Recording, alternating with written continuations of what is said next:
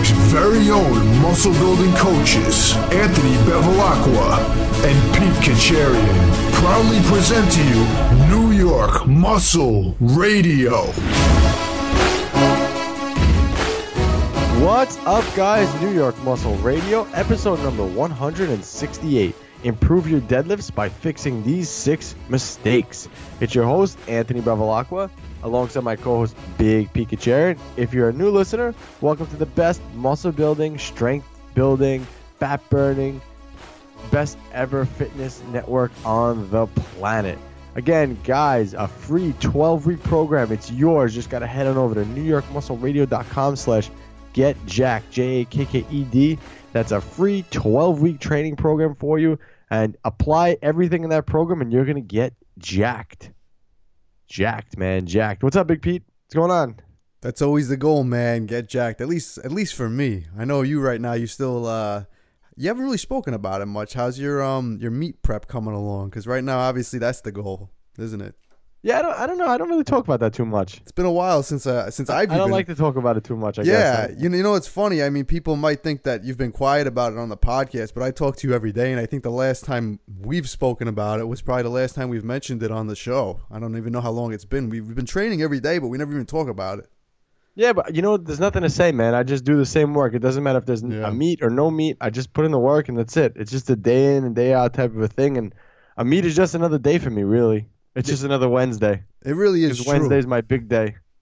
Yeah, it really is true. I mean, it's just the training should be the same, regardless if you have a meet plan or not. I mean, as far as your intensity and your consistency, So it's just if you're doing a bodybuilding show or whatever, your training should never really change. So like that's what I mean. For me, it's just another day.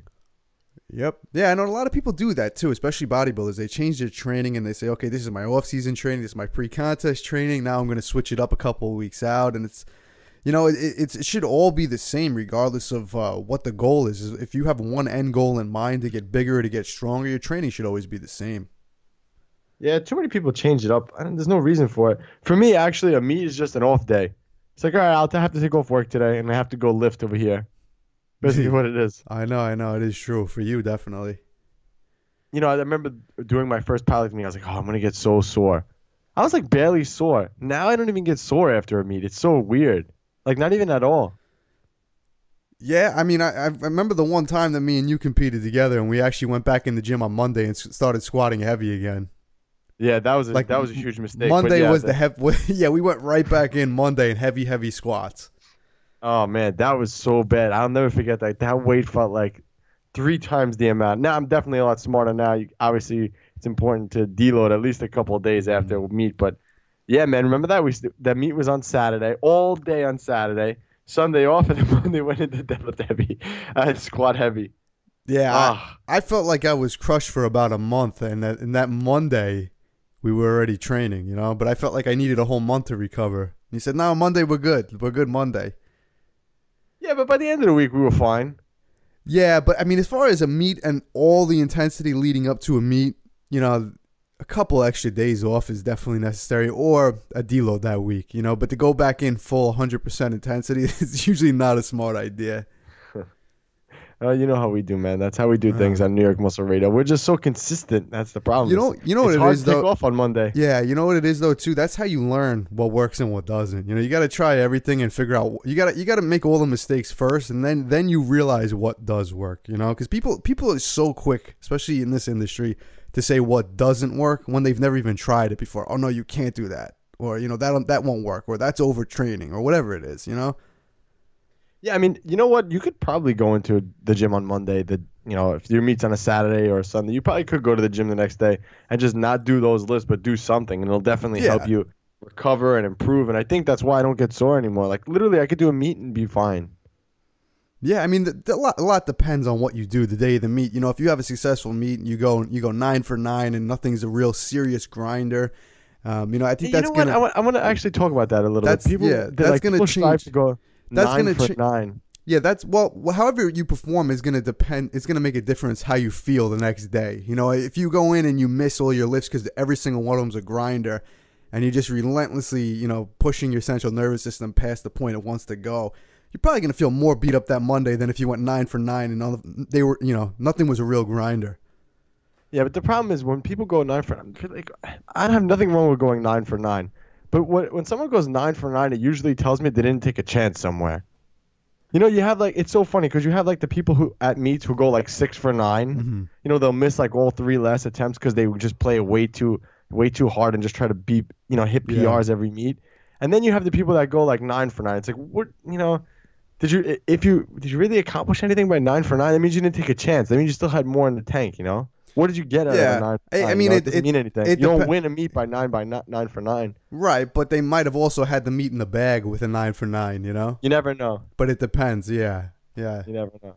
Well, actually, what we mean by that, for those of you that don't know what we mean, when you go 9 for 9, so basically in a powerlifting meet, it's squat, bench press, and deadlift, and you get 3 attempts for each. So if you go 9 for 9, it means you hit every lift that you attempted, which is a good thing, but it also means, like I said, sometimes I feel like it means you didn't take a chance either. So like it's like a difference between like a 500 deadlift and a 505. It's like, I know I could do 500 comfortably, but I don't know if the 505 is like a iffy. At that point, sometimes you got to kind of go with it, I think. It really depends. It depends on it really does depend. There's a time and place for everything. Like I said, there's definitely some meets that people could walk into and go 9 for 9, and nothing is a full out max attempt, and they'll still win the meet. So if that's the case, then there might not necessarily be a reason to go for a grinder unless you just want to hit your own personal best that day or whatever it is. But yeah, there's a time and place for everything. And I guess if you're going to a meet to win, winning's winning, regardless if you if you do grinders or if they're they're easy attempts or whatever it is. Yeah. It is what it is. We'll see what happens. The next meet's in June, so a couple weeks now. 6 weeks. That's what I'm saying. 5 weeks. That's why I brought it up too, because I realize it's getting closer, and like I said, it's been pretty quiet. But I guess that means that you're confident going into it. You got no worries, no concerns. It just is what it is at this point. Like I said, man, just another day. Yeah. That's how I look at it. Just another day. Can't get too overly excited, Yeah, I mean, at this point, it's all just about executing, and you know what you got to do and what you shouldn't be doing. So it's not, you don't really have to even worry about it. Just gotta execute. So I want to continue a conversation that me and you were having today. Mm-hmm. So I sent you an exercise. I had come across it. It's by John Meadows, who's like a famous bodybuilder. I don't know what his accolades are. I'm not really too sure. But anyway, he's like a famous bodybuilder guy, and he has a movement called six-way shoulder. It's a six-way shoulder movement, I guess is what it's called.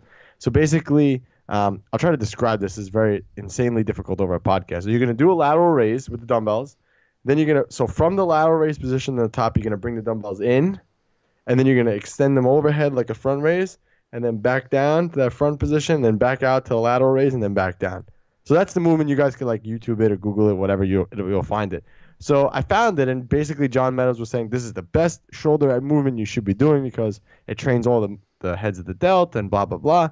And I had just sent it to you. I didn't say anything. I just sent it to you, and I said, this is what John Meadows thinks is the best exercise. And you were like, I hate it. I tried it. It sucks. Didn't work. Didn't do anything. So we didn't even I didn't want to elaborate too much via text to you. I hate it for different reasons, but I figured we'd talk about it on the podcast. So why don't you like it? So if you've used them, you said. Yeah. And again, this comes back to what I was saying before. I wasn't quick to say I hated it before I tried it. I've seen that exercise. He's been promoting that for a long time now. I think years ago I saw that for the first time. And, John Meadows said it was the best shoulder exercise ever. So I said, all right, if he says the best shoulder exercise ever, let's give it a try.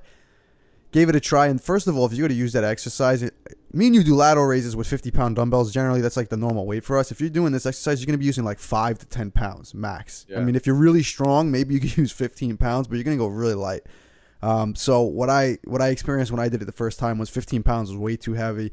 Dropped it down to 10, even 5 pounds, just trying to get the form down.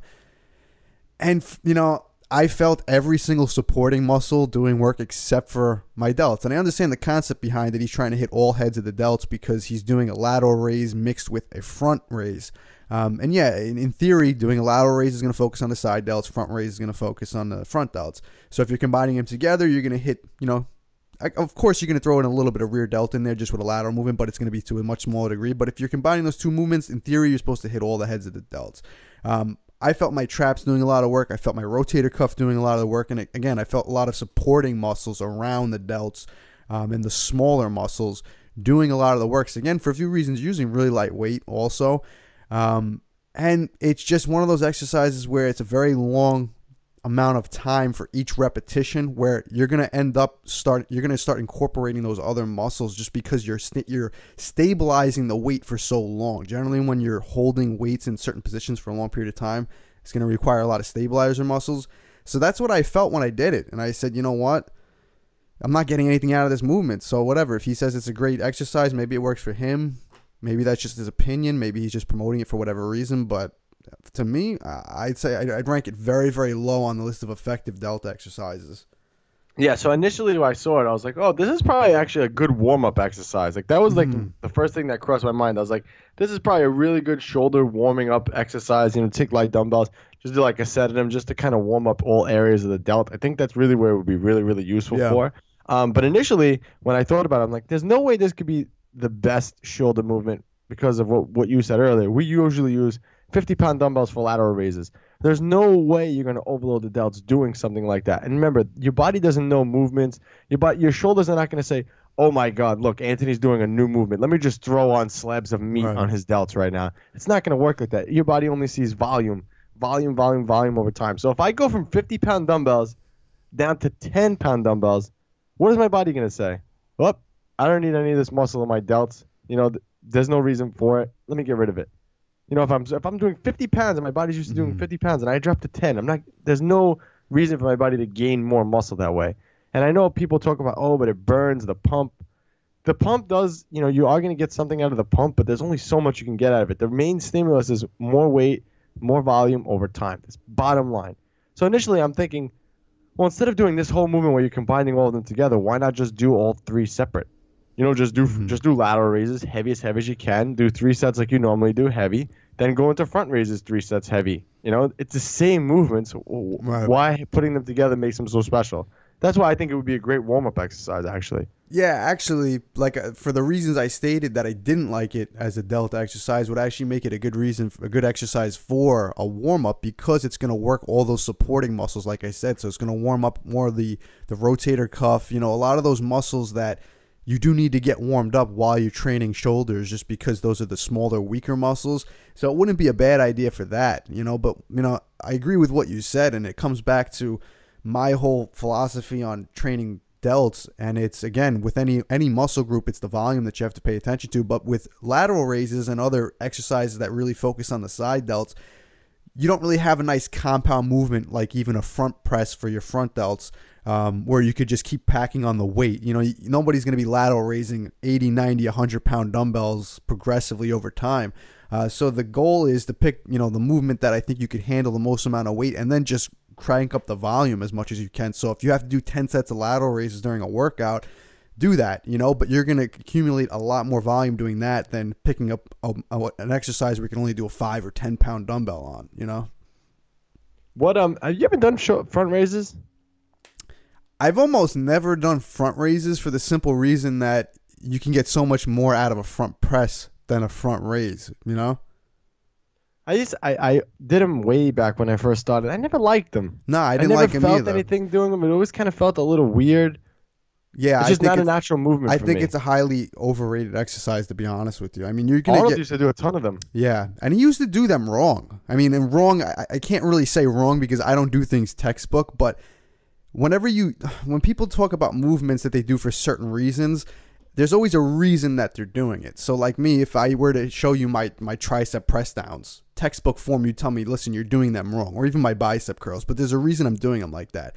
When I do tricep press downs, I shorten the range of motion so I could get more overload on the triceps, whatever. There's a reason, but generally, when you do a front raise or any raising movement, even an upright row or anything, when you start pulling your hands up above your traps or parallel to your face, you're incorporating all traps. It's just a shrugging movement. So when you're doing a front raise, if you're for whatever reason trying to do them to incorporate traps, you're going to want to bring them all the way up. And that's how Arnold used to do them. So if you're actually trying to isolate the front delts, you're taking the tension off them by going all the way up like that. So maybe that's what he was trying to do. But if he I was just going to say that he actually said that he would do them not only for the front delt, but also for the trap tie-in in the back. So that's why he used to do them actually like that. Okay. So yeah, so he wasn't doing them specifically for just the front delt movement. If you're really doing front raises just for front delts, there's many other exercises you get a lot more out of. So I could actually see why he did them like that, since he wasn't working just the front delts. He was trying to incorporate the traps as well. Yeah. Yeah. So I don't know. I saw that and I was like, we'll continue this on the podcast and we'll go from there.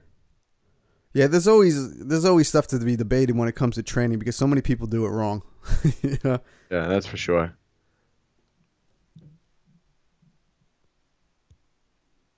All right, man. I wanted to talk about I came across this article. My mom used to do this back in the day. I don't know, maybe your mom, maybe you've heard of it. And it's like an old school thing, but it's called.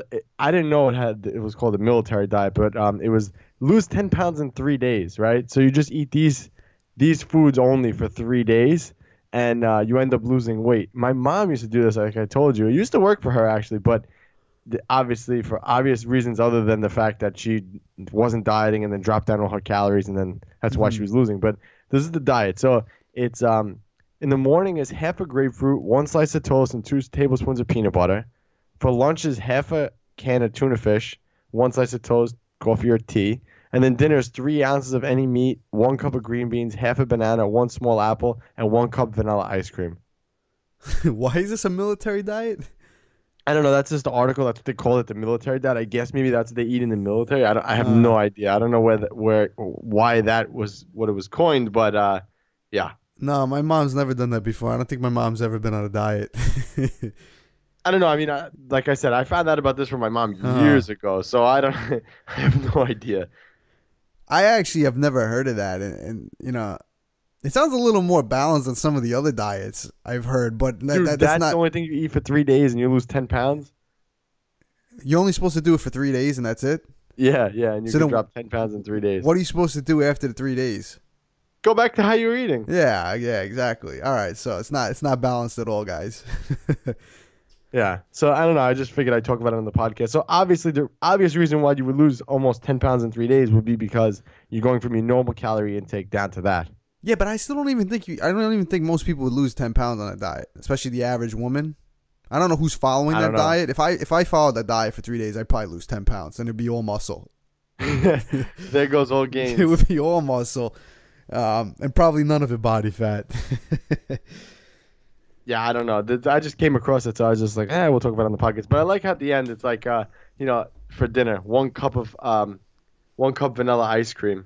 That makes me crack up.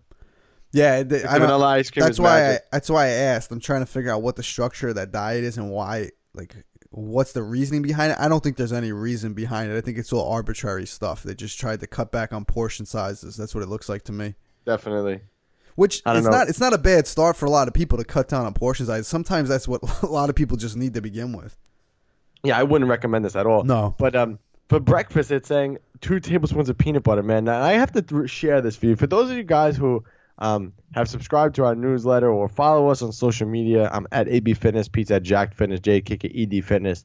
But I put out a post about peanut butter. Actually, we talked about this in our Maximizing Testosterone course, which, again, guys, you have to go head on over to NewYorkMuscleRadio.com/maxtest. Pick up that program now before the end of the week because, actually, this is going to come out on Friday. So by Friday night, midnight, this course is going to full price. So if you guys are listening to this right now, head on over there, pick up this course for only $27 or pick up the option with Taxadrol, and it's $47. But then it's going to go up in price by tomorrow, but 50% higher. So if you're listening to this on Saturday and you head on over to the website, sorry you missed out. But anyway, we talked about this and how peanut butter can actually be a bad thing. And I know people are going to go ballistic when they hear me say that, but do you want to explain why? Yeah, but you know what's crazy to me? I thought everybody else knew this. I didn't think I was like, I mean, I'm sure other people know this, but I didn't think that it was like something that most people didn't really pay attention to. And I think since I mentioned this, you've been going crazy over it, man. I think now you're more paranoid about the soy than I am, because it's ridiculous. For anybody who's been listening to this podcast since the inception, you guys know that I was always the guy who was the anti-soy guy, and everyone's like, Pete's crazy about soy, and Anthony laughs about it, and Anthony thinks Pete's crazy. But you know what? It took me like 3 years, but I'd say he's probably converted over to the no soy group, and I think he might even be a little worse than I am at this point. Because, man, it is in everything, I though. know, it really is. It's not even a joke. And when obviously the reason why we came out with this course was because we want to optimize our hormones. So when we started doing the research for this, and you start finding out all these bad things soy does and how much shit it's actually in. But you'd be surprised, like I said, even peanut butter. I mean, let's explain the peanut butter first. Yeah, so I mean, I think most people that are in the fitness community know that peanut butter in general is considered a good food, but you got to have natural peanut butter. And, many people probably don't even know why. Some people think it's because of the sugar. The real thing you want to pay attention to with the peanut butter is, like, if you go to regular Skippy peanut butter or Jiffy or Jif, whatever it's called, generally has a trans fat in there. Most people don't even realize that because, as I mentioned on the podcast, they don't have to actually list trans fat if it's under 1 gram per serving. So the trans fat in that case is partially hydrogenated vegetable oil, which is terrible for you. You really shouldn't consume it at all. But that's the oil that they put in the peanut butter so that the liquid doesn't sit at the top and it gets a nice consistency. So the thing with the trans fat is it'll actually say on the label 0 trans fat, but then when you look at the ingredients, it'll say partially hydrogenated vegetable oils. So you might look at that and get confused. Well, the label says 0 trans fat, but there's partially hydrogenated vegetable oil in here. Well, they don't have to list, by law, they don't have to list trans fat in a food unless there's at least 1 gram of it per serving. So that tells you right there that there's trans fat in there, but it's probably about, let's say there's half a gram of that per each serving. But like I said, nobody eats just 1 serving of peanut butter. I mean, maybe you do, but even if you eat multiple throughout the day, if you eat 2 servings throughout the day, you're getting a full gram of, trans fat in there. Do that multiple times a week, every single day, whatever it is, you're regularly consuming this trans fat. So you got to pay attention to that. And then another tricky one is, and this is where they get you, even Skippy has Skippy natural peanut butter. And then if you look at that, no, there's no hydrogenated vegetable oils, which is good, but now there's palm oil in there. Again, that's not a good oil as well. So you got to pay attention to that. So a real good peanut butter is just going to have peanuts in it. Peanuts, salt, whatever else is in there. But when they start mixing these vegetable oils in there, that's when you got to pay attention to it. And again, those are hidden fats that you don't want in your diet that are actually not going to be beneficial. The peanuts, great. The vegetable oil, stay away from. Yeah, but it's crazy because, like, palm oil is a polyunsaturated fat, which is also bad for testosterone. So it's like you're killing 2 birds with 1 stone. You think you think you're eating something that's really good for you. Meanwhile, it ends up not being. And I think this is where flexible dieters actually lack. Is it fits my diet, it's fine. But it's like, yeah, it fits your diet, but is it optimal for your body? Yeah, and I think this is the one place that we differed greatly when we first. Remember, you used to rip on me a lot. You're like, Pete says he's a flexible dieter, but he just eats bro. Well, no. I mean, listen, yes, I used to make fun of you. I still make fun of you for a lot of things you do, but you do take it a little over the top. I told you, man. I think you're worse than me now. No, man. I had soy sauce tonight with dinner. Like, I'm not that ballistic about it, but it's crazy. But like when you think about it and you start adding everything up in it, then it's everything. If it's in the bread, if it's in if it's in that, you're consuming a lot of soy. Then you have a little bit of it. Yeah. You know what else was interesting too? I was just on Instagram before too, and I should probably pull it up and give her a shout out. I forget who it was. If you want to pull it, if you're in front of your phone, if you want to pull it up, go to New York Muscle Radio Instagram. We posted something today about the soy in the candy, and we had a comment, and somebody said it. I can't believe that this is like still an issue, and people don't realize this. She said something. She said, I just bought liquid aminos as a substitute for soy sauce, but now I realize that there's still soy in there. Am I doomed? And it's crazy because people do that all the time. I did that too. I made the same mistake. Yeah, man. and people say, all right, because it says right on there, good substitute for soy sauce or whatever, but there's still soy in there. So I don't even know what it tastes like because I never even tried it. Soy sauce. It does taste like soy sauce. Actually, there's another alternative to it. It's coconut aminos, I think it is. That's like the other replacement for it. I don't have it, so I don't know. Don't quote me, but it supposedly doesn't have any soy in it at all, but it's supposed to be just as good. Yeah, so I told her, I said, you may as well have just got the soy sauce at that point. Yeah, because it's still soy. I don't even know why that's created as a substitute for soy sauce if there's still soy in there. That I don't even know. It makes no sense. Like I Googled it because I was just curious. I'm like, I wonder if there's an alternative to soy sauce then. And it came up, Bregg's. I'm like, that's a good, that's they make apple cider vinegar. I'm like, it's good. Let me go pick it up. Went to the store, found it, put it in the cart, didn't even look at it. I went home, I looked. I'm like, mother. See, that's the difference between me and you, man. I tried that one time too, and I went in the store, and the first thing I did was turn the bottle around and see soy, and I left it right on the shelf when I walked out. Yeah, like I said, but you take it a little too extreme. Hey, man, listen. I'm still going to use it. Yeah. I have it. I wouldn't use it. That's me, though. We know. I mean, I guess the results speak for themselves. Your test level's 800, so I guess. Yeah, I don't. The thing is, I've always been like that, so I have no reference to go back and see if, like, I don't personally have a reference to go back and say, okay, this is when I wasn't paying attention to it, and this was the results, and this is since I've employed all this, what the changes have been. I don't know, but I never had any problem with that. I never had low tests, never had any issues with that. So, it's been working. No complaints. So, was there ever a time you would just eat without looking at the label? Yeah, when I was like 13. No, come on, seriously. Even when you started, you said, "Oh no, soy no good. Soy no good." I mean, I looked at the label, but maybe I didn't go crazy with the nutrition facts. Yeah, whenever I look at a nutrition label, I'm just trained to look at the nutrition facts. That's it. No, I was really, even when I started, that was the first thing I did do. I looked at just the nutrition facts, but I'd say probably within like the first year or two, I started paying attention to that stuff when I was like 14. Probably by the time I was 15 or 16, I was like really, really reading labels to the point where, because you know how the mentality was back then too, with the whole bro dieting.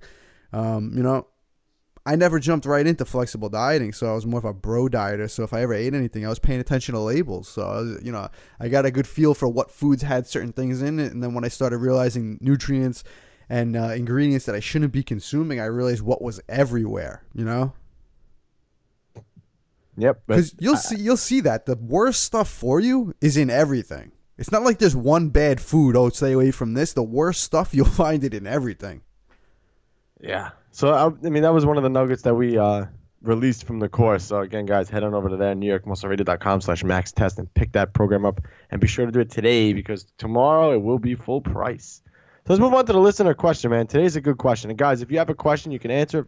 If you want us to answer it, you can submit it on our website, NewYorkMuscleRadio.com/listener question. And today's question, they texted in, so I have no name here. So, from Anonymous, I guess. Can you lay out the current program you're training with and why on the next episode? That was literally all they said. So I guess I'll go first. This is going to be a fun one. Yeah. Let me just preface this. Anthony's going to give you a full training routine, and then you're going to look at mine, and you're going to say, it's missing something. It's missing everything. Yeah, but go ahead. It's missing a brain behind it. Yeah. It's just muscle. That's it. That's all it is.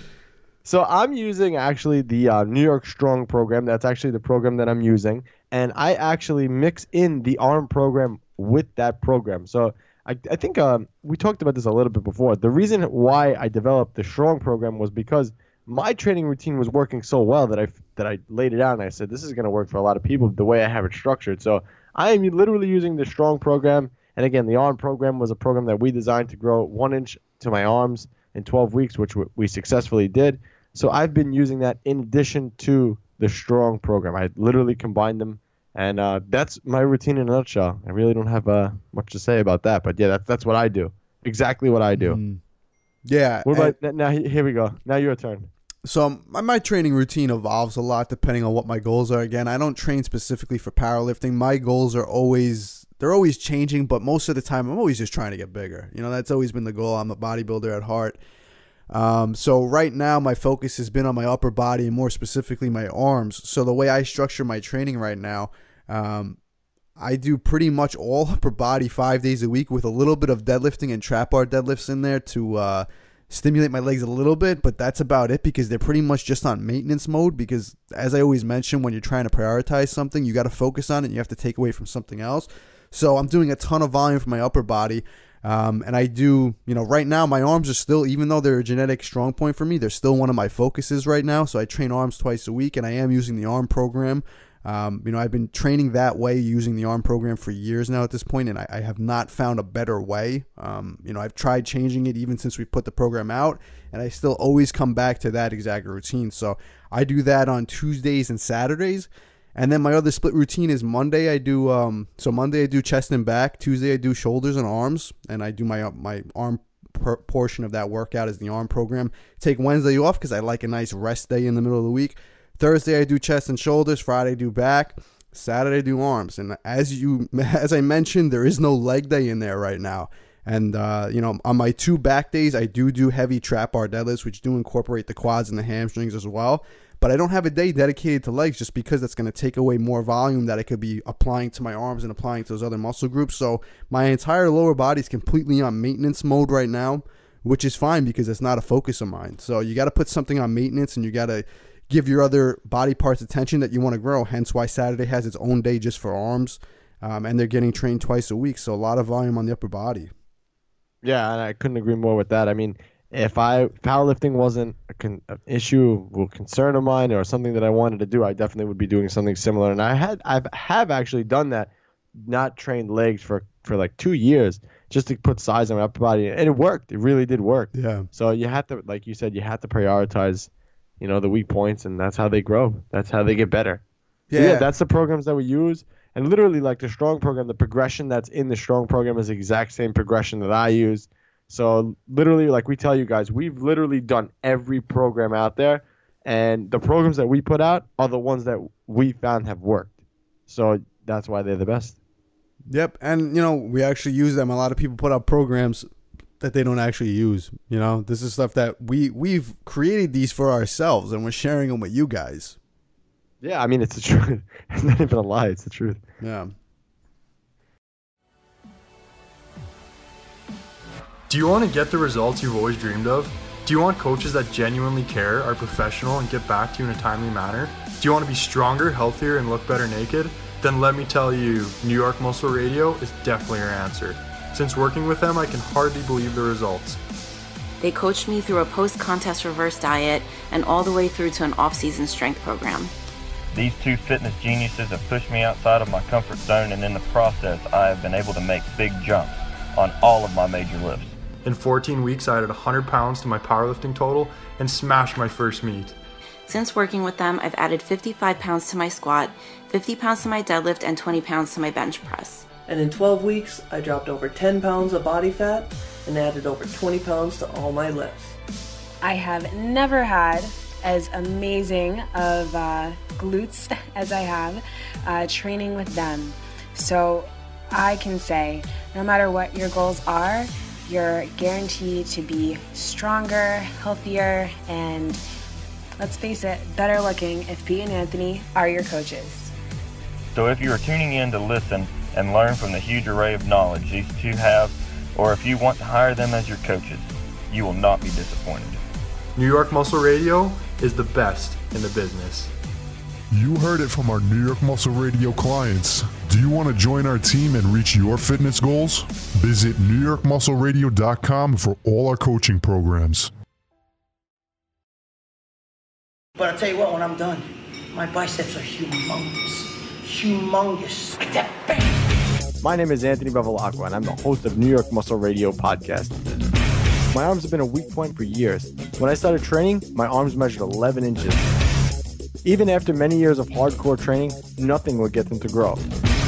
With the help of my co-host, Big Pete, we set out on a mission to gain 1 solid inch to my arms in 12 weeks. In the greatest experiment of all. 12 weeks later, this program finally helped me get 18-inch arms.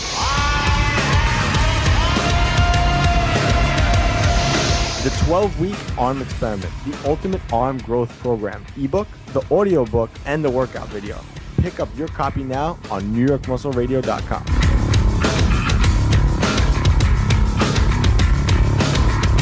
Hey, great coffee. Doesn't it taste good as Fresh Perk? Better. Better than those girls make at the office? Honey, their coffee can't hold a candle to yours. Coffeine, the world's only instant coffee that's fortified with muscle-building protein. Visit buyproteincoffee.com now.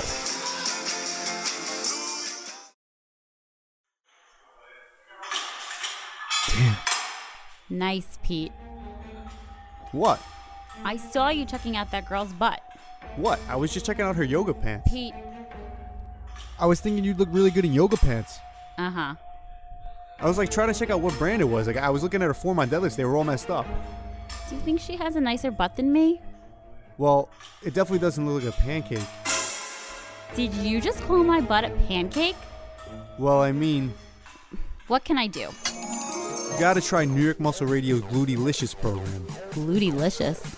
Yeah, you'll finally get a celebrity booty, like all the other girls following the program. Fine, I'll do it. But don't get jealous when other guys check out my glutylicious ass.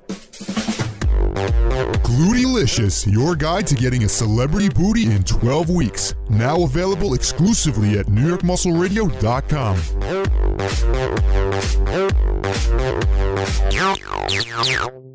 What's up, New York Muscle Radio listeners? It's your co-host, Big Pete Kacharian, and I'm glad you're all listening. Put down that tilapia and asparagus. Learn how to get bigger, stronger, and leaner eating what you want. Pick up a copy of Cracking the Flexible Dieting Code exclusively at NewYorkMuscleRadio.com. But for now, let's get to the show. All right, man, let's move on to today's topic. So improving deadlifts by fixing these 6 mistakes. So the deadlifts.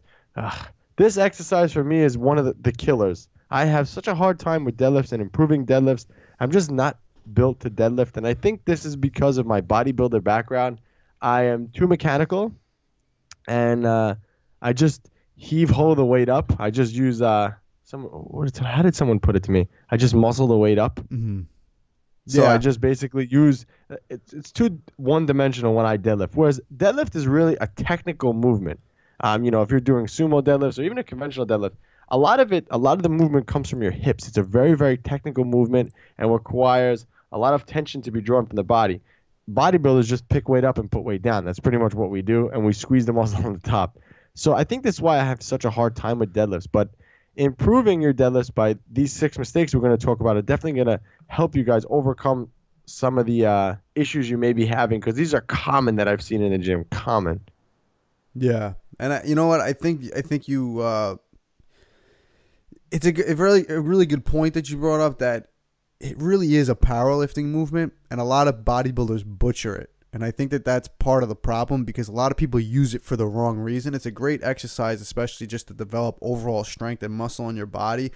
But if you're trying to train the movement correctly, there's a lot of things you have to do differently than just a bodybuilder picking it up, ripping it off the ground. And I think that's what a lot of people think a deadlift is, and it's couldn't be further from the truth. There's so much more that goes into it. It's easily the most complex exercise out of anything you could be doing in the gym, for bodybuilding, for powerlifting, just for general strength training. And there's so much that goes into perfecting a deadlift that most people will do the movement for years and not actually perfect it.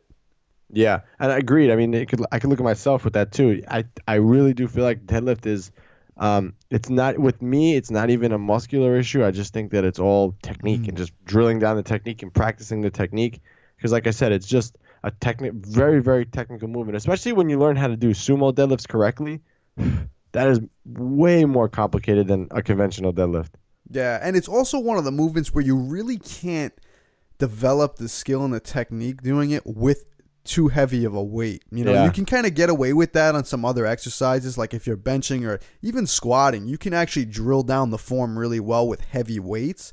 Yeah. But deadlifting, you really have to back off of it, and I think a lot of people, their ego gets in the way, and if they've pulled 4 plates off the floor, or 3 plates, or whatever it is, they won't drop down to 225 and work on form. They won't drop down to 3 plates and work on form because they know they could pull 4 plates or 5 plates or whatever it is. But a lot of times, like I said, they're pulling it completely wrong, and you have to reevaluate what you're doing, and you have to get that form down. And a lot of times it takes dropping down in weight because it's so technical that if you have one little weak imbalance or anything like that, the heavy weight exposes it quick. And the only way to work on it with the correct form is dropping down the weight, because you can have muscles that that aren't as strong and won't hold up with the other ones. And you can still pull a heavy weight, but it's at the expense of good form, So you have to drop it down to the weight where all the muscles are working properly and the form is down correctly. That's when you're actually going to have to train at that weight to develop your technique. Yeah, and I think that's why you could see a lot of guys that don't even look like they lift and they're really good deadlifters, and that helps you in a powerlifting meet because the deadlift, you can add the most to your total doing a deadlift. So I think that's why we see a lot of guys, they'll deadlift crazy heavy numbers and can't even squat half that. I've seen that before. Yeah. It's not even a joke. I've seen guys pull 600 plus off the floor easily and can't even squat in the 4 plates. It makes no sense. Yeah, because that's possible with a deadlift, but generally if you have a lot of muscle and a lot of meat on your legs, you're going to be squatting some heavy weight. That's not always the case with deadlifting. I've seen some big guys who can't pull shit. I'm not considering myself a huge guy, but I'm one of them who definitely packs on a decent amount of muscle and can't pull nearly as much as some of these skinny guys, man. Yeah, I'm tooting my horn by saying that 400 pounds on a deadlift is relatively heavy for me, which is a true statement. All right, let's move on to some of these mistakes, man. I mean, these are definitely mistakes that a lot of people make. So, again, we'll just go over them. So, mistake number 1, bouncing your deadlift. So, you've seen this before time and time and again. This is the number 1 mistake I definitely would think that a lot of people make, bouncing deadlift. So, when you bounce a deadlift, so again, deadlift is a very technical movement, and which is the hardest rep on deadlifts? First rep. That is the hardest rep you can do during a set of deadlifts. I've seen people literally do a set, pick the weight up the floor, it looks like a all-out max, and then bang out 10 more reps. Because they're literally bouncing the weight off the floor, going down about a quarter of the way and just tapping the floor, bouncing the weight off the floor, and then flying back up. And yes, that may look impressive to the people around you. Yes, you're going to make a lot of noise and people are going to look at you, but that's not really going to have a lot of carryover to improving your deadlift. Bouncing your deadlift is probably one of the dumbest things you could do, especially if you're a powerlifter. You're a powerlifter. Your main goal is to deadlift that weight one time as heavy as you can. So there's not a lot of carryover from bouncing your deadlifts when it comes to the platform. So I would recommend a full 4-second reset between each rep. So literally do your rep of deadlift, pick the weight up, put it down, count to 4, 1, 2, 3, 4, grab the bar and go again, or just do singles. So break up. So if you're supposed to do 3 sets of 10 on deadlifts, you're just doing basically 30 singles. You could do it like that, or like I said, just do 3 sets of 10, but just count 4 seconds in between. Your form will improve with that. Your pulling ability off the floor will improve, and overall your deadlifts are going to get a lot better from that. Whereas if you bounce that weight, you're not going to get as much out of it. Yeah, and you mentioned, for powerlifting that really it has no application, but also for bodybuilding it really doesn't either, because if you think about what a bodybuilder is trying to accomplish, they're trying to cause muscle damage, they're trying to cause overload, they're trying to accumulate the volume. And if you're just bouncing the weight off the floor, you're losing that time under tension, you're losing, you're making the movement easier as well.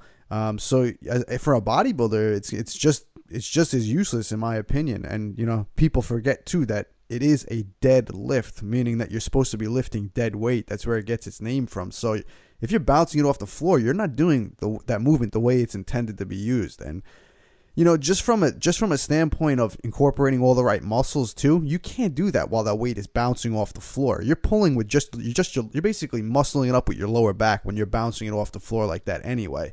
So again, people might be using it for different reasons. Bodybuilders might be trying to work certain muscle groups or whatever it is. But again, you're losing out on it by bouncing it off the floor like that. There's no place for it.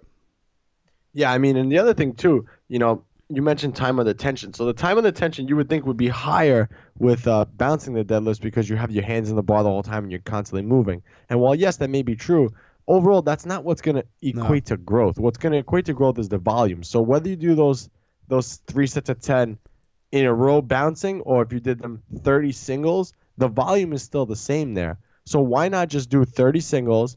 I bet you your recovery ability will be so much better too. I mean, I know if I did a set of 10 bouncing the deadlifts, even though it's bouncing and whatnot, that's still a hard set. And you're going to take it into way longer to recover from that one set, whereas if you did 30 singles. You got nothing to say to that? No, I agree 100%, man. I didn't know that was a question. You were just nodding at me. I was done talking, so you're just kind of like nodding at me. I was like, all right, Pete's trying to pick me up here. Anthony dropped the mic and walked away. Yeah. Yeah, so that's pretty simple there. And not bouncing any deadlift, whether it's a rack deadlift, because I've seen people do that too, which is more idiotic. Yeah, there's really no place for it. That just comes down to ego, and that just comes to lack of knowledge on what the movement's actually, how the movement's supposed to be done. So if you guys are bouncing it, definitely make sure you reset it. And again, this is for bodybuilders and for powerlifters. It doesn't matter which one you're doing. A lot of times people have arguments, oh, this is the way you should do it for powerlifting, and this is the way you should do it for bodybuilding. If you're bodybuilding, no, there's no need to do it anyway. You're not getting any benefit out of bouncing it off the floor other than the fact that you're probably going to lug around a little bit more weight. But again, you're using momentum, you're bouncing. Not really, man. Because you're going to be more fatigued doing that, and you risk injury a lot more when you do the that injury too. the injury risk is going to outweigh everything anyway. Yeah.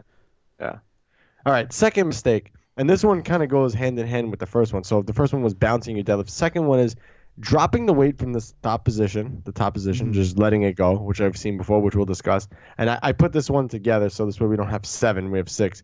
And using mirrors. So I think those are 2 mistakes. So we'll cover one at a time. So dropping the weight. I'm sure you guys have seen that in the gym. Someone deadlifting, making a lot of noise.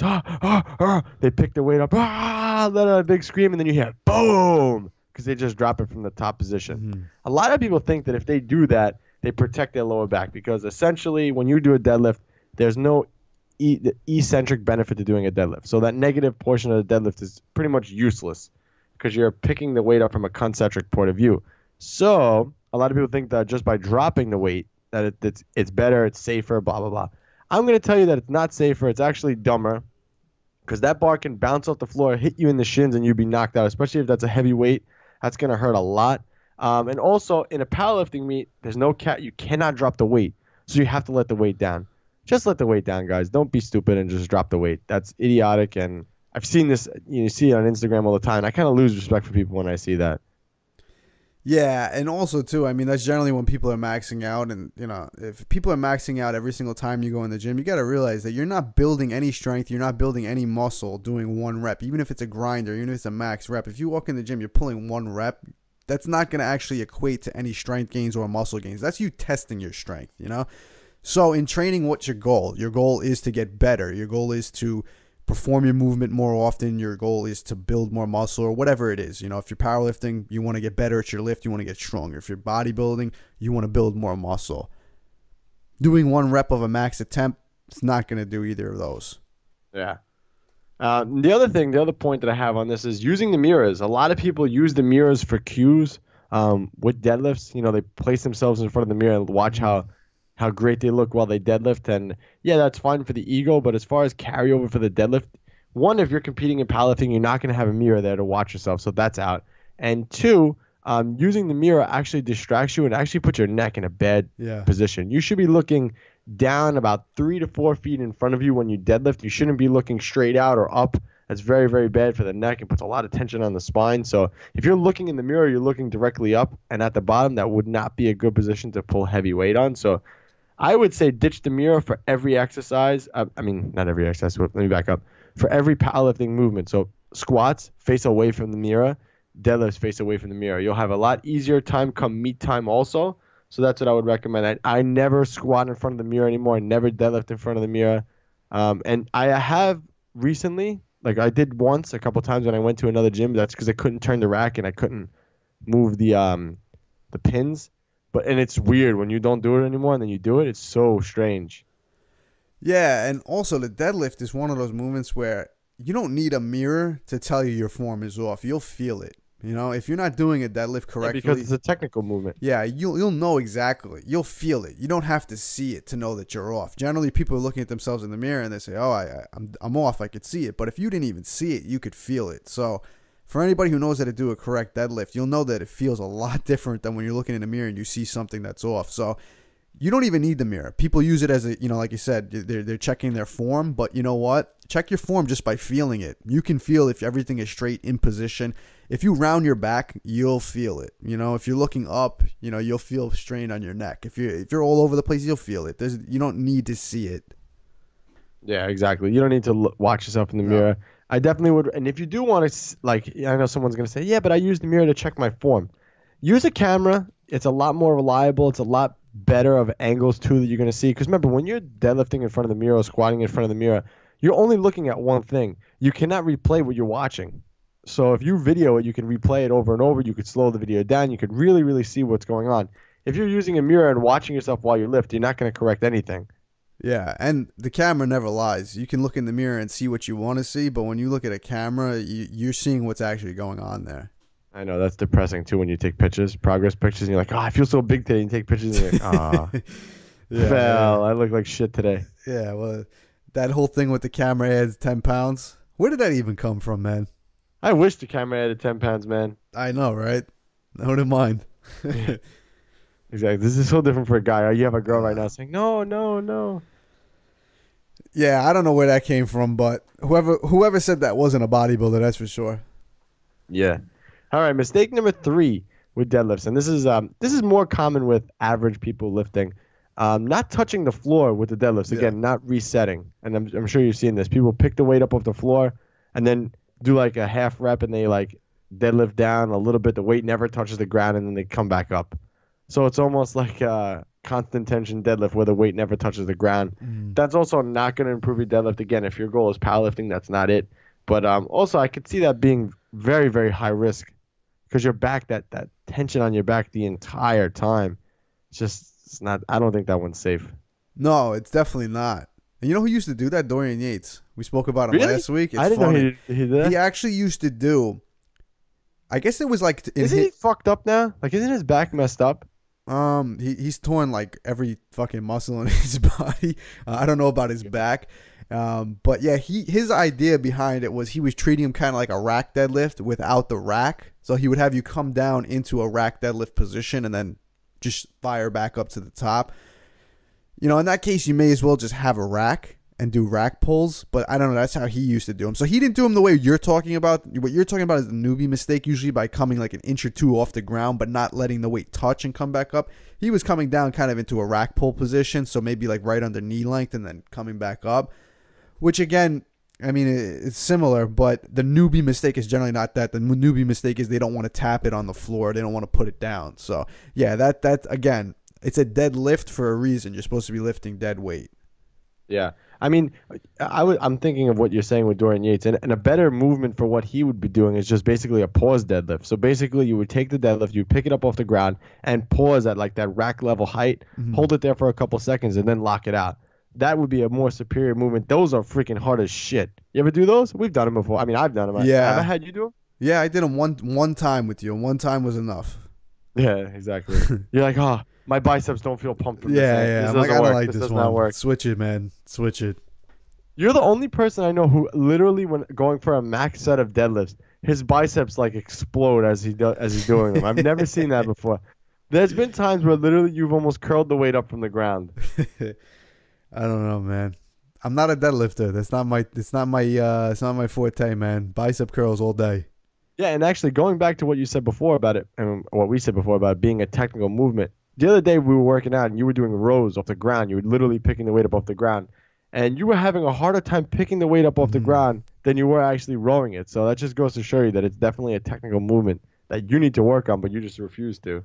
Yeah, I mean, but at the same time, it's not really serving me any additional purpose or benefit to get better at deadlifts. To some degree, but in my opinion, the amount of time that has to be spent correcting that issue to make them perfect just takes away from everything else I'm trying to accomplish, which I can accomplish with other things. Yeah, but you gotta understand too, man. You're putting yourself at high risk not deadlifting correctly.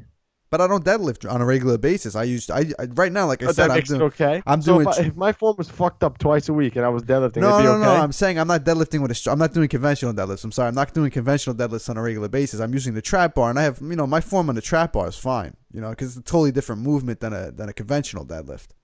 Yeah, that is true. But still, so even doing barbell rows, well, you like to do barbell rows in the rack. The only reason why you couldn't do them was because I was in the rack.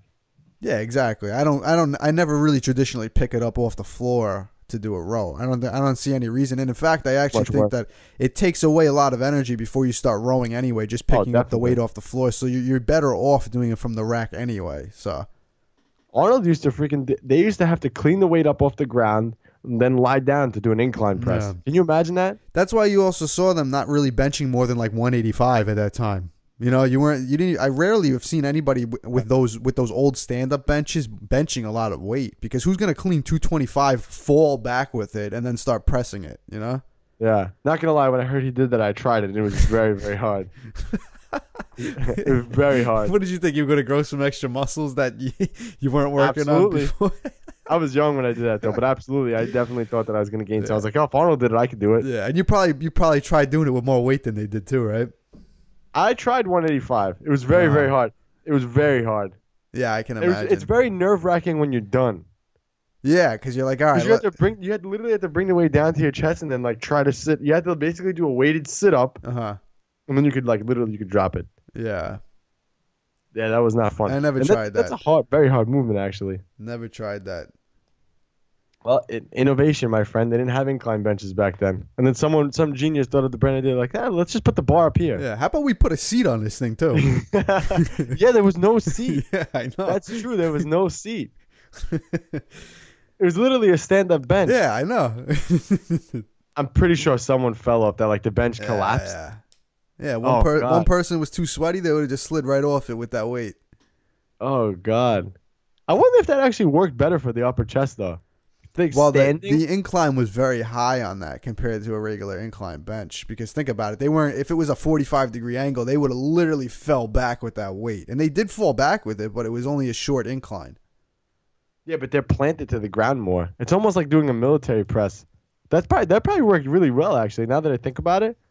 Yeah, man, buy one for the gym. No, I'm just going to make you hold the bench up. And I really have to trust you. I'm going to hold the bench up. I'll pull the weight up off the rack, and I'll just lean back, and you hold the weight. Yeah, we'll give it a try. Yeah, right. I trust you. You'll be looking at yourself in the mirror, and I'll fall. Yeah, it was necessary. My biceps look good at that angle. All right, mistake number 4. Are we up to 4? Yes, 4.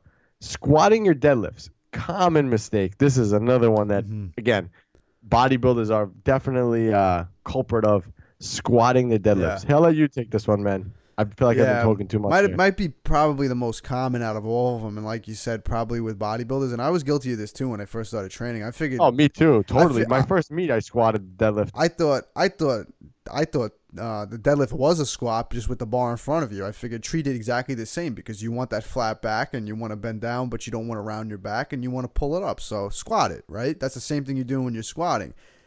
And the fact is, the way your body works from pulling from that position, you're never actually going to squat the weight. So even if you get into that squatting position, your hips are going to shoot up and then eventually you're going to be pulling the weight anyway. So if you just get down into a squat position and try to squat it, yeah, maybe the first inch off the floor you think you're doing a squat, but then your body's going to go right back into that position where it needs to be to pull the weight up. So you're always pulling the weight regardless if you think you're squatting it or not. But when you put yourself in that squat position, you're just taking yourself out of a mechanically efficient position and you're making it harder for yourself. You're always going to end up in that pulling position. So if you want to pull more efficiently, you want to start in that position because then again, you're not losing any tension. You're not losing any strength squatting before you start pulling. So you want to pull right from the start.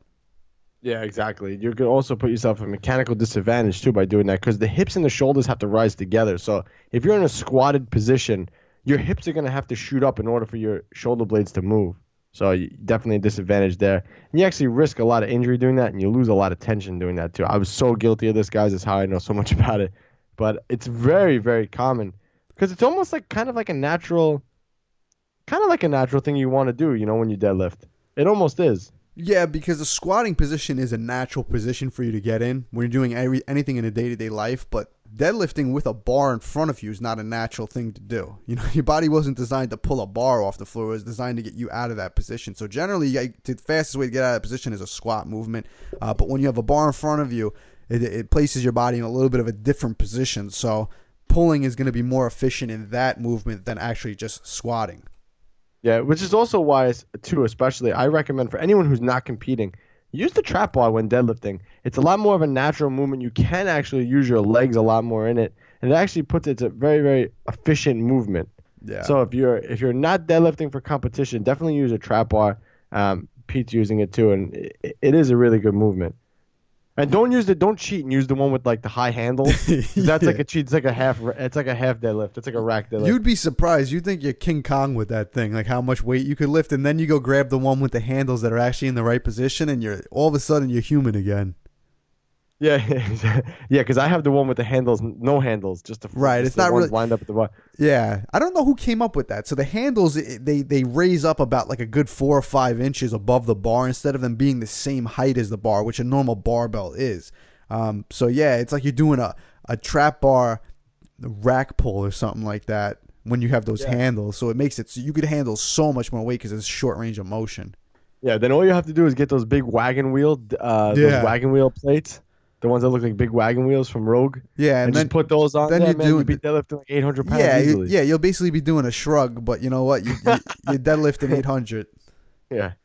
All right, this brings me to my next mistake, actually, which is shrugging on top. This is another common thing you see with people who deadlift, is they take the bar at the top, they get to the top, and they shrug that weight up. That's a very, very big problem because, one, it puts your whole spine out of alignment, and that's not good. And two, just the angle of it, you're not going to be able to, especially if you're pulling it all out max, you're never going to be able to shrug that weight all the way up from that bottom position. It's going to be extremely hard, and usually that throws your shoulders forward, and that you risk a ton of injury doing that. So that's a really, really common deadlift mistake.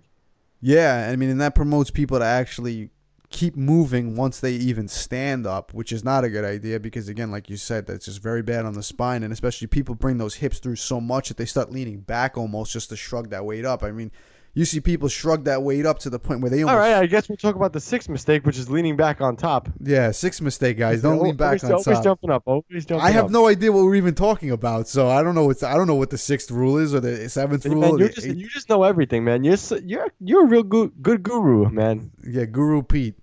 Guru Pete Kacharian. But go ahead, man. You know, so it promotes that extra pulling at the top when they try to shrug it, and then again the next problem that we're going to go to ties right into it. People end up pulling so hard that they end up leaning back as well, and let's get into that now. Oh, thanks, Pete. Thanks. I'll take this one, man.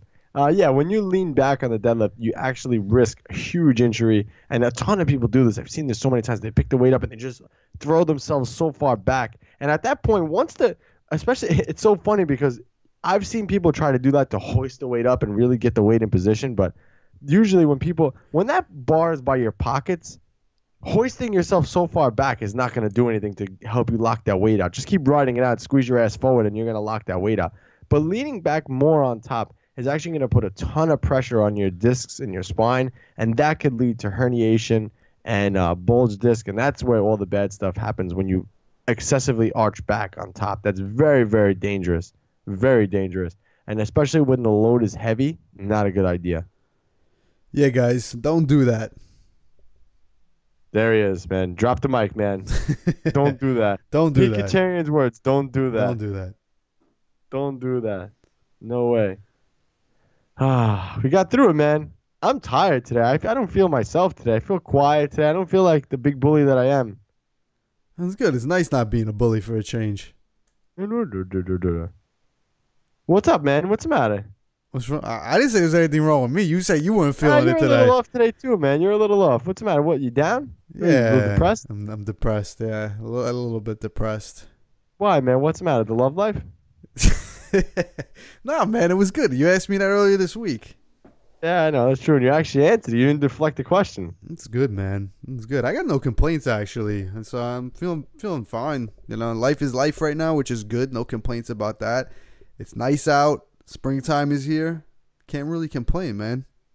I know. You know, it's so funny you said that. You know, knock wood, everything is good right now. It's almost like I'm kind of waiting, like, all right. I think that's why people end up getting depressed, because they have nothing else to think about. So when things are good, they look for problems, you know? It's like, yeah, everything is good, so what can I find wrong with my life? That's the way it is. Yeah, it's very, very true. But when you're so busy and you got no time to worry or stress, you're never upset, you're never depressed. It's true, man. I was talking to one of my clients about this today. How many people just fucking complain about everything? Holy shit, man. I've never, ever... I'm seeing it more and more. I mean, I know people complain, but I've never seen it so much as I have recently. Maybe I'm just picking up on it more. But everybody's got a fucking excuse for everything. It's insane. I can't believe it. It's like, yo, you know, if you want to get lean, that's your goal, fucking get lean. You know, stop making fucking excuses. Stop being controlled by the things around you. You know, so many people too, especially, and I'm not talking about clients or anything. I'm just, you know, just in general talking about people. You know, every time someone finds out I'm a trainer, you know, oh, yeah, I really want to lose weight, but. What but? Either you lose the weight or you fucking don't. Oh, I have 3 kids. Listen. I'm not saying that life is not getting in the way. But you fucking watch TV every day. You were just telling me about the fucking TV show you were watching. What the fuck is the problem? Yeah. What the fuck is the problem? Yeah, no. You see, I'm laughing, though, because, you see, I can relate to that 100%. And I never understood that mentality that people have like that. Because me, it's like, I understand if it for you, it's hard, you know, it's hard to diet, it's hard to go to the gym, it's whatever. But if you accept that fact and you're just like, you know what, that's not for me, and like I don't want to do that, I don't want it as much, and just accept the fact and move on. But you get these people that always say like, oh, yeah, I try to get in shape, but it was too hard, and I want to, but I can't do this. Then you know what? Accept the fact that you can't do it, or fucking change it. You know, that's the way it is. I've always had that mentality myself. If I want to get in shape, I just get in shape. There's other things too that I'd like to do, but I say, you know what? I'm not willing to do that. You know, I mean, it would be nice for me to, I don't know, fucking have went to college, med school, became a doctor, and became, you know, been a successful doctor. But I wasn't willing to do that, so I'm not gonna sit here and complain. Oh, I want to go to med school, but you know, it's too hard. It's too much school. I didn't want to do it. I accepted it. Yeah, you know, me too. Same here, man. That's why I didn't become a physical therapist. That's why I didn't become. Like, I didn't go that extra round in school because I was like, fuck, I don't want to do that. I fucking no desire to go back to school for that. Just, it wasn't my thing. But yeah, man, I think you're going to hate this, but I don't know, man. I think I'm going to become a motivational guy because someone needs to yell at everybody. I'll tell you what, that'll absolutely 100% help people for about 2.5 minutes. And then after the 2 minutes is over, nothing fucking happened, you know? But hey, man, I was talking to someone today, man, and he's telling me he has 3 kids. You know, as soon as he found out I was a trainer, he's just telling me, I have 3 kids, I have no time, blah blah.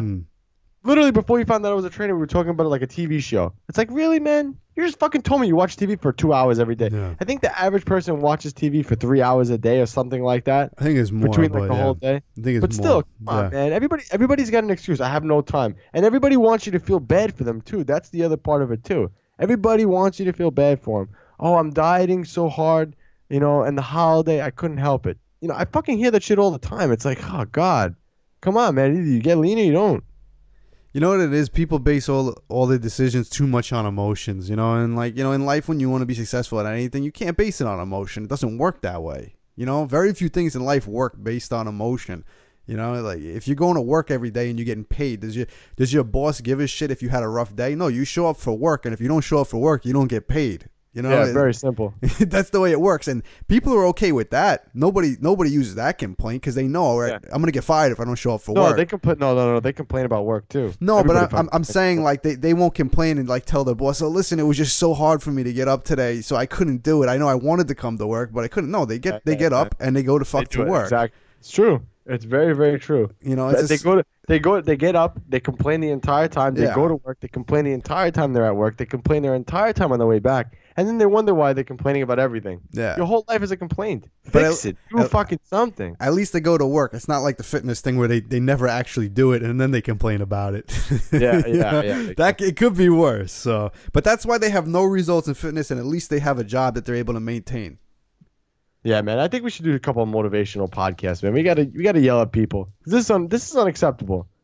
Like, don't fucking cry to me. I can't lose weight. You know how many times I've heard that? I can't lose weight. Well, have you been cheating on your diet? Yeah. Really? How many times have you heard that as a trainer? Honestly. Oh, I heard it every fucking day, man. Well, they blame something with the diet. Oh, you know, the diet. It's kind of hard. I can't do this. You know. Listen, it just comes down. It just comes down to if it's generally a concern, like if just for argument's sake, if someone came to us and said, you know, listen, I'm having a really, really tough time counting macros, and that's fine. It's not for everybody. And I'm not saying it should be for everybody. And I would definitely help the person if they couldn't figure out macros for whatever the reason. But if you're gonna use that as an excuse, like, oh, you know, I tried to figure it out, but I couldn't, and you know, it's just too hard. And no, you're just making fucking excuses. Yeah. When anybody says it was too hard, or I just couldn't do it, or any of those things, to me that just says one thing: they weren't motivated enough, or they didn't want it enough. You know, if somebody came to them and put a gun to their head and told them, listen, you know, you're gonna die. I'm gonna shoot you right now if you don't follow this diet. They're gonna follow their diet. There's not going to be any excuse there. They're going to get it done. But when it's, oh, you know, I felt uncomfortable and I know I wanted to lose weight, but you know what, it was just so much easier for me to eat the pizza tonight and the kids were around and shit like that. Yeah, I was stressed. You know, but if somebody was going to fucking kill you, I know I'm being a little excessive here with that. You'd fucking follow your diet. You fucking follow the diet. You know? Yeah, I love when people get like a diagnosis from the doctor, and the doctor magically tells them, listen, you got to lose 10 pounds. Then magically they go on a diet. Yeah. Then they find the motivation to go on a diet. No, but the other thing too, and I want to mention this, and then I'll close out the podcast. So one of the things, before when I was really doing the training full time, one of the common things with people was having a hard time following the diet. So I said, okay, I got to figure out a solution to this. So the solution was to prepare people's meals. So I started preparing people's meals, and there's other fucking complaints. There's other complaints. I literally prepared people's food for them. Here, just eat this, and you'll get results. I had a whole company. If you eat this, you will get results. And there was a whole other complaint. The food's too expensive. You know why, right? It tastes good. This and this. Just always another I'm bored of the food. It's like, oh my, this is always gonna be a fucking complaint. It's because they just don't want to do it. So people rationalize why they do and why they don't do things. So they're rationalizing why they can't do it. But the fact is, they just don't want to do it. That it's simple as that. You can't solve that problem unless you fix the fact that you make them actually want to do it, or they decide they want to do it. But trying to fix the problem they claim they have is not going to do anything. Yeah. And I remember, people are like, oh, the food's not that good. I remember someone saying we had like turkey chili. I mean, you've had all the food. The turkey chili was delicious, man. Oh my God, that turkey chili was amazing. I missed the food so much. But one of the things with the food was just in general, we used all whole ingredients. It was all real food. I mean, I've ordered from some of these other meal prep companies and they're complete shit. The food, like frozen vegetables, it was horrible. Everything we had was fresh. And you can attest to it, how good the food was. It was actual real ingredients. And for bodybuilder food, it really wasn't bad. No, it was great food. I went into it. It was really good. It wasn't like boring plain chicken. And just fucking people, man. Unbelievable. Unbelievable. It's just lately, this is my rant of the week. It's just been annoying me. It's been like I don't know. It's been annoying me. Yeah, man. You guys gotta, take away from this. If you're one of those people that make excuses about everything you do, you gotta question your real motives and if you really want to do it. I mean, it's so easy to sit down and then realize, do I really want this or do I not? And you'll be saving yourself some time and effort if you just figure it out and accept the fact that maybe I don't really want this. And I'm not trying to take people away from their goals, but if you're going to end up quitting, wasting your time, wasting somebody else's time, sit down and say, okay, let me either get my mindset right or let me not do this right now. And a lot of times people can sit down and get their mindset right, but it's a fact, it's a matter of actually sitting down and reassessing that. Do you really want it? And if you don't, find a reason that you do want it and then use that as motivation. But you got to have the motivation to say you're actually going to do it rather than, okay, I think I want to lose weight. You got to actually say, listen, I want to lose weight and I'm going to do what I'm going to do. That's it. Exactly. And it's one thing if you actually want to lose weight and you're actually trying and can't figure it out, then that's a whole nother story. Then of course I'll take as much time as I need to explain things to you and help you. And this is why we put out products like Cracking the Flexible Dieting Code and the On program, the Strong program, to teach you how to do this, because that's the goal, is to be able to teach you how to do it, teach you mental efficiently for a lifetime, and that's obviously the goal. But if you're just saying you don't know how to use it or you're just confused, maybe you didn't put any time into it. We've given people plans before, and then they tell us what they eat, and it's like, that wasn't what you were supposed to be doing. What the fuck were you doing? Did you not look at the plan? No, I looked at the plan, but it was just a little too little food, so I figured I'd do better with a little bit more. Oh man! All right, man. This is my complaint of the day. I'm gonna go to bed angry now. Nice, man. Nice. Yeah, maybe I'll have some nice angry sex to make up for it. All right. Well, hopefully, yeah. Take out my aggression on that. Yeah, hopefully she enjoys it, man. My poor wife. I like when you chuckle like that. Oh man! All right, guys. So again, guys, share this episode with anyone who needs to improve their deadlift. I mean, sure, you've heard of people, seen people make these 6 mistakes. Be sure to share this, and obviously it helps this podcast grow. If you want to hear me rant at the end, you could definitely share this with people. If you know someone who just doesn't shut the fuck up and constantly always complaining, let them listen to me rant. I'll tell them, shut the fuck up and follow your diet. Very, very simple. Guys, also be sure to check out the pre-launch for the Maximizing Testosterone program, NewYorkMuscleRadio.com/maxtest. And also for your free 12-week program, head on over to NewYorkMuscleRadio.com/getjacked. That's our free program for you as a thank you for listening to this podcast and following us and liking us on Facebook and all that other good stuff. But big guy, your turn. All right, guys. Pete and Anthony, New York Muscle Radio, and we're out. Enjoyed this episode of New York Muscle Radio? Make sure to hit that subscribe button, leave us a 5-star review, and be sure to follow us on Facebook, New York Muscle Radio.